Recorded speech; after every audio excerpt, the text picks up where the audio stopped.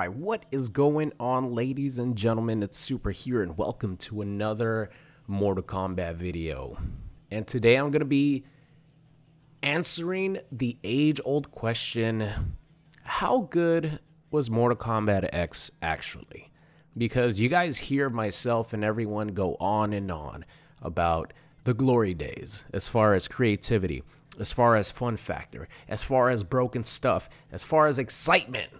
Watching tournaments, maybe not playing tournaments because, well, we're going to talk about that. But we always hear the best positive anecdotes about Mortal Kombat X. So I want to dive a little bit deeper and talk about how good was Mortal Kombat X really, and why do I think it's the greatest Mortal Kombat game of all time. So let's go back all the way from the beginning. This game came out April 14th of 2015. It was released 4 years after Mortal Kombat 9, 2 years after the first Injustice game, and the jump from gameplay and graphics between the first Injustice game, which was released in 2013, to Mortal Kombat X at the time was mind-blowing. Mind-blowing how much NetherRealm improved in the visuals, in the presentation of Mortal Kombat X compared to their game released only 2 years before. 2015 was a magical year. The best thing about Mortal Kombat X, it got pushed like crazy. Not only that, but they had one of the single most important tournaments ever for Mortal Kombat, which was the Fatal 8 tournament. This had a lot of competitive players from all over the world, including, obviously, the GOAT Sonic Fox. You had Perfect Legend, multiple-time EVO champion. You had PND Ketchup, who is a big figure in the NRS community still to this day. And this tournament single-handedly caused me to want to take the game seriously, because I saw the talent these guys possess. I saw how they were representing the game, and it made me really want to focus up when this game came out, because the Fatal 8 tournament was actually a pre-launch tournament for the game. The players probably only got that day to practice and learn their characters, and the fact that they learned them so quickly was very impressive. This tournament has been watched on YouTube by millions and millions of people. This was one of the events that caused Mortal Kombat to just skyrocket in popularity since the release day. I don't know if you guys were around at the time, but the amount of people streaming on Twitch when Mortal Kombat X was in its first month was insane. It wasn't only people in the fighting game community. It was other people outside the fighting game community, even more casual than what I consider myself and what I consider you guys that are watching this video right now. People who had an insane following, playing and having fun with Mortal Kombat X, pushing this game to even more eyeballs and even more popularity. It was a crazy, crazy time being a Mortal Kombat fan during that first month if you were a viewer on Twitch, because everybody was streaming Mortal Kombat X. So Mortal Kombat X pretty much brought back the ultra aggressive running style of Ultimate Mortal Kombat 3 that a lot of people still to this day play and are amazing at it. There's a lot of things in Ultimate Mortal Kombat 3, surprisingly enough, that are even more aggressive than Mortal Kombat X, if you guys could believe it. But the run mechanic is definitely a factor in which why Mortal Kombat X and Ultimate Mortal Kombat 3, Mortal Kombat Trilogy, why these games are so ultra aggressive, ultra fast, ultra oppressive, because you could be in your opponent's face in less than a second from full screen. And that's something that I thought was really fun. I didn't really play Mortal Kombat 9, so I don't have that experience of dash blocking, dash blocking, dash blocking. I think these screens were much bigger in Mortal Kombat 9, or maybe bigger. But in MKX, they compressed the game down to a smaller screen, a lot more personal, a lot more in your face. So not only did Mortal Kombat X reintroduce the run, making this game ultra offensive, but they reintroduced and repurposed one of the best additions to current Mortal Kombat games, the brutality, baby. This is a way that you could finish off your opponent by meeting requirements throughout the game to finish your opponent with a finisher that doesn't have to do with a fatality. And ending combos with brutalities is one of the most satisfying things that you could ever do in any fighting game. And the way that Mortal Kombat X reintroduced this feature, because it was originally a Mortal Kombat trilogy, but it was more of a traditional finisher that you would use. And instead of doing a traditional fatality, you would input a series of buttons. Usually it will be like 7, 8 buttons. And your character would pretty much do a couple combo strings, and then you finish it off with like an uppercut, and you make your opponent explode. 50,000 bones come out, and that's the brutality. And that's the way a lot of us thought that brutalities were going to be implemented in this game. But when they actually implemented the brutalities and we saw the feature, everyone was just blown away at how much fun and how much more fun they actually made brutality. So NetherRealm might be the biggest improvement as far as a feature that they have ever done, because brutalities are something special that you can only do in a Mortal Kombat game. So let's go back to the fun factor of this game.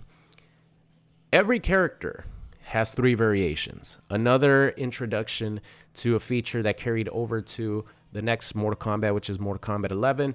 But in this game, you had a preset of 3 different variations per character, each of them having a unique playstyle and unique moves only for that variation. So every character had 3. Depending on your playstyle, some characters might have a zoning variation. Take, for example, Kano. He had cybernetic, all about zoning. You could still get some stuff done up close, especially in the later patches. But then you had Cutthroat Kano, who was one of the most annoying characters to fight against in the corner, because one touch and you are dead. You are taking 60% into another 50-50, and a lot of characters had these kind of playstyle differences in Mortal Kombat X. Not only that, but this game has so much combo potential. As you guys are seeing in the background, I don't know how many combos I'm getting, because these are just like best moments type of montage that I've made over the years.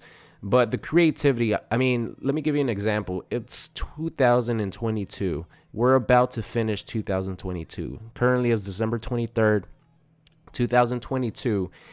And there are people that are still coming up with new combos for Mortal Kombat X. I mean, my personal Hunter Predator combo that I came up with was created like in 2019 when I saw somebody else come up with a concept for Hishkuten Predator, and then I just changed it up to suit Hunter Predator, and I came up with the specific combo. But it just shows you that 7 years later, people are still coming up with combos. That's how open-ended this game is as far as creativity with combos. Man, I love this game so much. But now let's talk a little bit about the competitive side of things. So Mortal Kombat X was so huge that the prize pool for the ESL Pro Tour tournaments were insane. They were so huge that they caught everyone's eye from other fighting game communities, right? Because there's no games or no like pro leagues that offered that big a prize pool in such a consistent amount of time.